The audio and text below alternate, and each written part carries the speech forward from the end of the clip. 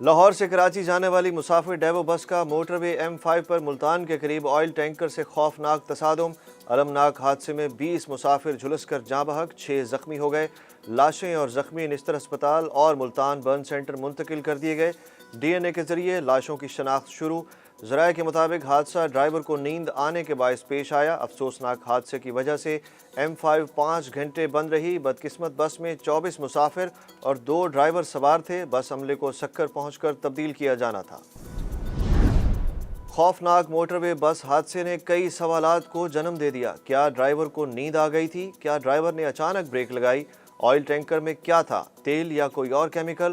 اگر ڈرائیور کو مکمل آرام کے بعد بس کی چابی حوالے کی گئی تو روانہ ہونے کے 6 گھنٹے کے بعد حادثہ کیوں ہوا؟ آئل ٹینکر کی جانب سے اچانک بریک لگانے کا امکان بھی موجود۔ اگر ٹینکر میں آئل کے بجائے کوئی اور کیمیکل تھا تو نقل و حمل کے تقاضے پورے کیے گئے۔ حادثے کی فیکٹ فائنڈنگ رپورٹ کے لیے موٹر ویز پولیس نے انکوائری شروع کر دی۔ ممنوعہ فنڈنگ کیس کے خلاف PTI کی درخواست لارجر بینچ کے سپرد۔ اسلام آباد ہائی کورٹ کے قائم مقام چیف جسٹس عامر فاروق نے الیکشن کمیشن کے ممنوعہ فنڈنگ کیس کے فیصلے کے خلاف PTI کی درخواست پر سماعت کی۔ عدالت نے کیس لارجر بینچ کے سامنے مقرر کرنے کی ہدایت کرتے ہوئے سماعت 18 اگست تک ملتوی کر دی۔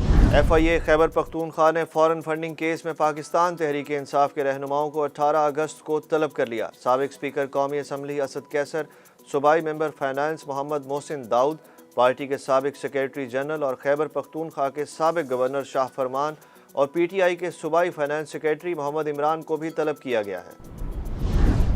عامر لیاقت کا پوسٹ مارٹم کرانے کا فیصلہ کالعدم قرار۔ کراچی کے ایڈیشنل اینڈ ڈسٹرکٹ سیشن جج شرکی نے عامر لیاقت کے پوسٹ مارٹم کے جوڈیشل مجسٹریٹ کے فیصلے کے خلاف مرحوم کی بیٹی دعا عامر کی اپیل پر سماعت کی۔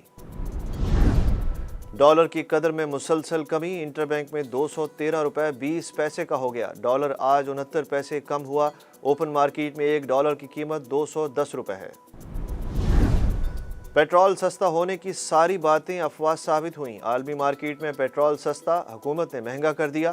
پیٹرول کی قیمت میں 6 روپے 72 پیسے فی لیٹر اضافہ۔ پیٹرول 233 روپے 91 پیسے لیٹر ہو گیا۔ مسلم لیگ نون کی سینئر نائب صدر مریم نواز شریف نے پیٹرول کی قیمت میں اضافے کا فیصلہ مسترد کر دیا۔